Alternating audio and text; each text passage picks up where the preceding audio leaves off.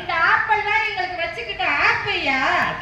ஆமா, இந்த ஆப்பிள் இந்த மனிதன் மூளையால கண்டுபிடிக்கப்பட்ட இந்த ஆப்பினால மனிதனே ஒரு காலத்துல மூளையை தள்ளப்பட்டு விடுவானோ என்ற பயந்தாய எங்களுக்கு இருக்கு. வாட்ஸ்அப் வந்துச்சியா, எங்க வாழ்க்கையை சீரழிஞ்சு போச்சியா. நேரம் மிச்சம் சொல்றாங்க. வாட்ஸ்அப்புக்குள்ள போட எவனாலும் வெளியே வரதுக்கு உண்மையா இருக்கா சொல்லுங்க பாப்பா. நேரம் எப்படி காணாம போகுது அப்பதான் உங்களுக்கு தெரியும். காலையில கக்கூஸ் போனா கூட வாட்ஸ்அப்ப பாத்துட்டு தான் போறான். ஓடுகிற தண்ணியில உரசி விட்டேன் சந்தானத்தை ஒரு பாட்டு பாடினாங்க. அப்ப இருந்த அந்த காதல் ஒரு உண்மையா இருந்தது. ஆனா இப்ப வாட்ஸ்அப்ல நீங்க பேஸ்புக்ல நீங்க காதல் கடிதத்தை எழுதி அனுப்புறீங்க. அது எங்க போய் சேருது? அமெரிக்கால இருக்க ஒருத்தன் வந்து நம்மள வாட்ச் பண்ணிக்கிட்டு இருக்காயா. இது தெரியாம வாட்ஸ்அப்ல பேஸ்புக்ல இவங்க எல்லாத்தையும் பகிர்ந்துகிட்டு இருக்காங்க. இதோட விளைவு முகம் தெரியாத மக்களால எங்களோட இனம் தலைமையோட முகங்கள் சிதைக்கப்பட்டு முகவரி போயிருக்கோம். நாங்க கவலைப்பட்டு இருக்கோம்யா. இது தெரியாம இது வந்து ஆக்கிரமிப்பு நாங்க பேச முடியும்யா. ஆட்டுக்கல்ல மாவாட்டி அம்மியில சட்னி அரைச்சு சுட சுட ஆரோக்கியமா எங்க அப்பத்தா சுட்டு தருவாங்களே, அந்த ஆரோக்கியமான உணவை நாங்க உண்டு வந்தவங்கய்யா.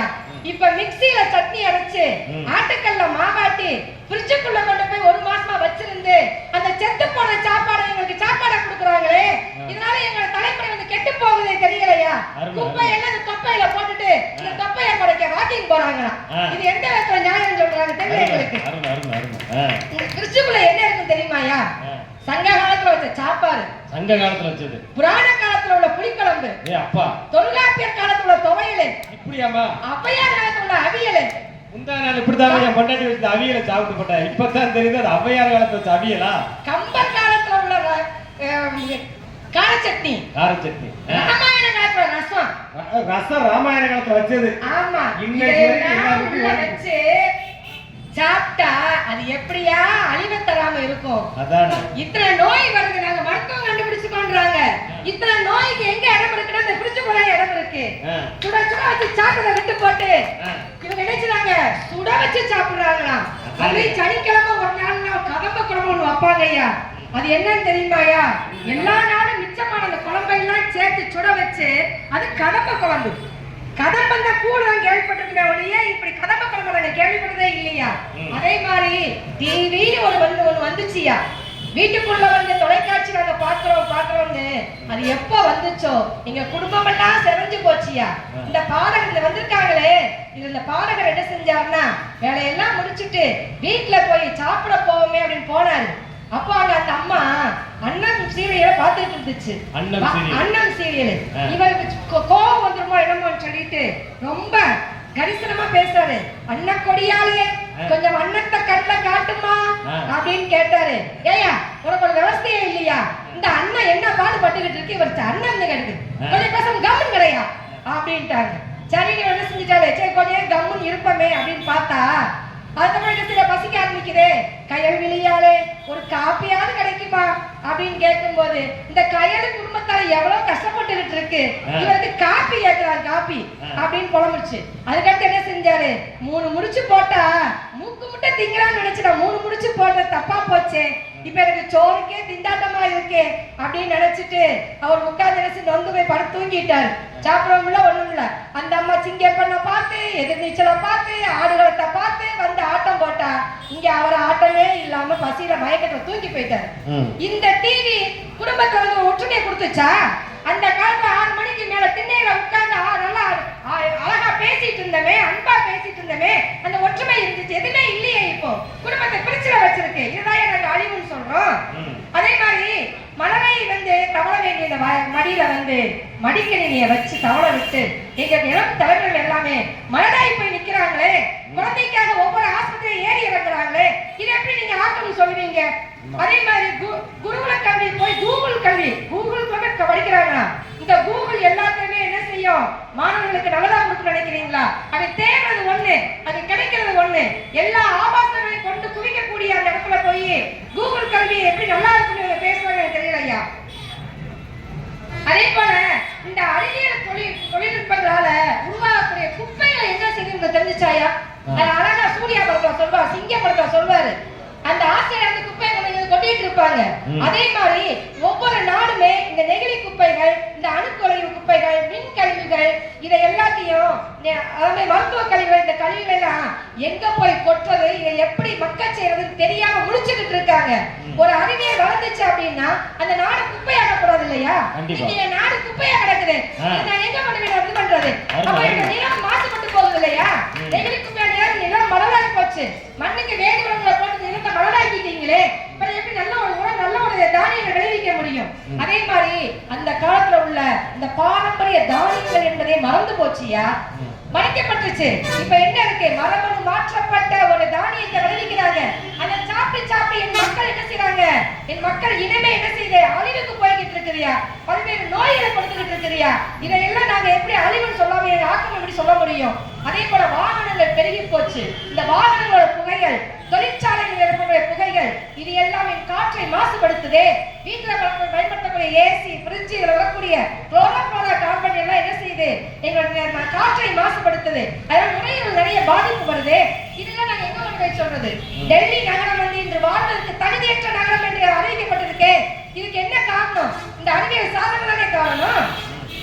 அதே மாதிரியா காற்றை மாசுபடுத்திட்டோம், நீரை மாசுபடுத்திட்டோம், நிலத்தையும் மாசுபடுத்திட்டோம். எல்லாமே போச்சு, குப்பையா போச்சு. இது மட்டும் இருந்தா போகலையா? இந்த ஆண்ட்ராய்டு அரக்கன் ஒண்ணு வந்துச்சியா, செல்போன்ல ரொம்ப நல்லது இருக்கு நீங்க சொல்லிட்டு போனாங்களே. எல்லாரும் காலையில வச்சு பல்லு தேய்க்கிறதுக்கு பதில் இந்த செல்லத்தாய தேய்ச்சிக்கிட்டு இருக்காங்க. ஆமையா 5 வயது குழந்தை கையில கொடுக்குது. அதே மாதிரி 50 வயதான முதியவர்கள் கையில இந்த செல்லு இருக்கிறதுனால என்ன ஆகுது? என் இளம் தலைமுறைகளுக்கு கண்ணு கெட்டு போச்சு, காதுக்கு செயலற்று போச்சு, உடலும் உள்ளமும் கெட்டு போய் இன்னைக்கு என்ன செய்றாங்க? ஒண்ணுமே முடியாத அளவுக்கு இருக்கிறாங்கய்யா. இந்த செல்போனால என்னெல்லாம் போச்சு நான் சொல்லட்டுமாயா? கொஞ்சம் எழுதி வச்சுக்கோங்கய்யா. அன்பு போச்சு, அறிவு போச்சு, இரக்கம் போச்சு, பணிவு போச்சு, பொறுமை போச்சு, அழகு போச்சு, ஆரோக்கியம் போச்சு, காதல் போச்சு, விட்டு கொடுத்தல் போச்சு, நட்பு போச்சு, தாய் அன்பு போச்சு, தகப்பனுடைய அரவணைப்பு போச்சு, பாட்டி தாத்தாவோட கதை போச்சு, நிலம் நீர் காற்று மாசுபட்டு போச்சு, தரமான உணவு போச்சு. மொத்தத்துல மனித நேயமே போய் இன்னைக்கு மண்ணாகி நிக்கிறோம் இல்லையா? இது எல்லாம் சேர்ந்து எங்க வாழ்க்கையே போயிடுச்சு. நாங்க எங்க போய் சொல்றது? இது போக என்னெல்லாம் காணும் தெரியுமாயா? எதை காணும் பாத்தீங்கன்னா, காத தூரம் ஓடிய அந்த ஆத்த காணியா, ஆத்த காணும், காமெல்லாம் நிறைஞ்சிருந்தீங்க கண்மாய காணியா, வடிவேல் சொல்ற மாதிரி கடத்த காணியா, ஏரியில குதிச்சு விளையாடி அந்த ஏரிய காணியா, மனசெல்லாம் வயிறுக்க வரக்கூடிய இந்த மலையை கூட காணியா, இந்த மழை நீரை சேமிக்கக்கூடிய வழியையும் காணியா. மொத்தத்துல கொஞ்ச நாள்ல நாங்களே காணாம போயிடுவோமோ அப்படின்ற பயத்துல நாங்க உட்கார்ந்துட்டு இருக்கோம். இந்த அறிவியல் தொழில்நுட்பத்தை உருவாக்கிய இந்த மனித மூளையால மனிதனே ஒரு நாள் மூளையில தள்ளப்பட்டுருவானோ என்ற ஏக்கத்திலையும் என்ற பரிதவத்திலையும் சொல்லிக்கிட்டு இருக்கோம். இத்தகைய கவலை எங்ககிட்ட இருக்குதுயா. அப்படிப்பட்ட நேரத்துல வந்து இவங்க எல்லாமே ஆக்கத்துக்காக இருக்கு அப்படின்னு சொல்றாங்க. எங்கேயோ ஒருத்தர் முன்னேற்றத்தை வந்து வாழ்ந்துட்டு இருக்காங்க அப்படின்றதுக்காக எல்லாருடைய இதையும் பார்க்கணும் இல்லையா? எல்லாரும் அதாவது ஒரு நாட்டுல வந்து 100% வந்து இந்த அறிவியல் இருக்குது அப்படின்னா 90% ஆக்கத்தை கொடுத்தா பரவாயில்ல. அது எங்கேயோ ஒருத்தர் ஆக்கம் கிடைக்குது, மற்றவர்கள் அழிவை தேடி போய்கிட்டு இருக்காங்க. இது எப்படி நாங்க வந்து ஆக்கம் சொல்ல முடியும் ஐயா? அதே போல இவங்க சொன்னாங்க ChatGPT, AI தொழில்நுட்பம் அப்படின்னு சொன்னாங்க ஐயா. இதன் மூலம் என்ன கிடைச்சது? மாணவர்களுக்கு வந்து என்ன தேவையோ அதையெல்லாம் அவங்க என்ன பண்ணிடுறாங்க அப்படின்னா ChatGPTலயோ AI தொழில்நுட்பம் எடுத்துடுறாங்க. அவங்க சிந்திக்கக்கூடிய திறன் போயிருது இல்லையா? அவங்க யோசிச்சு எழுதக்கூடிய இது இருக்கா? எதுவுமே கிடையாது. அதாவது கால்குலேட்டர் வந்துச்சு, மனக்கணக்கு போச்சு, ஜெராக்ஸ் வந்துச்சு, ஞாபக சக்தி போச்சு, டைப்ரைட்டர் வந்துச்சு, கையெழுத்து போச்சு, டெலிபோன் வந்துச்சு, சொந்தமே போச்சு, டிவி வந்துச்சு, குடும்பம் போச்சு, செல்போன் கோபுரம் வந்துச்சு, சிட்டுக்குருவியெல்லாம் காணாம போச்சு. செல்போன் வந்ததும் நாங்களே இந்த கேமரா வந்துச்சு, தனிமனித சுதந்திரத்தை பறிச்சிருச்சு. எங்கேயும் எங்களை ஓடவும் முடியல, ஒளியவும் முடியல, என்ன முடிச்சுட்டு இருக்கோம்யா? இதுதான் இந்த அறிவியல் சாதனைகளால் அழிவுதான் அதிகமாக இருக்கிறது. ஆகவே அழிவே அழிவே என்று நீர் தொடங்குவாரு கேட்டுக்கொண்டு நல்ல வாய்ப்பு நன்றி ஐயா. இன்னைக்கு 2 நாளுக்கு முன்னாடி பார்த்தீங்கன்னா மழை பெஞ்சுனே இருந்துச்சு. இன்னைக்கு மழை பெய்யவே நினைச்சோம், இப்ப வந்து பெய்ஞ்சிட்டு போயிருக்கு. அவளை அழகா பொழிச்சு தயிர்க்காங்க. ஆக்கமா அழிவுதாயா. ஒரு காலத்துல சுட சுட சாப்பிட்டையா, இப்ப எல்லாம் திருச்சுக்குள்ள வச்சு சூடாக்கி சாப்பிடும். அழகா பாட்டி தாத்தா போய் முந்தியெல்லாம் போய் கதை கேட்கும். இன்னைக்கு பாட்டி தாத்தா நடுவில் உட்கார வச்சுக்கிட்டு சுத்தி செல்போன் பார்த்துட்டு இருக்கோம். அப்படி சொல்றாங்க, அருமையா சொல்றாங்க. நாட்டு ரகம், இன்னைக்கு நாட்டு ரகத்துக்கு ஏதாச்சும் இருக்குதா? எல்லாம் ஹைபிரிட், மரபணு மாற்றப்பட்ட விதைகள் எல்லாமே மாறிடுச்சு அப்படின்னு சொல்லி அருமையா சொல்லிருக்காங்க. கடைசியா ஆப்பு சொன்னாங்க. இந்த ஆப்புன்னு சொல்லி எங்களுக்கு ஆப்பு வச்சுக்கிட்டு இருக்காங்கயா, அதைத்தாயா நாங்க அழிவுன்னு சொல்றோம்னு சொல்லி அருமையா சொல்லிருக்காங்க. இதுக்கு பதில் சொல்லணும் இந்த அணியோட தலைவர் வாங்க கவிஞர் விஜயகுமார்.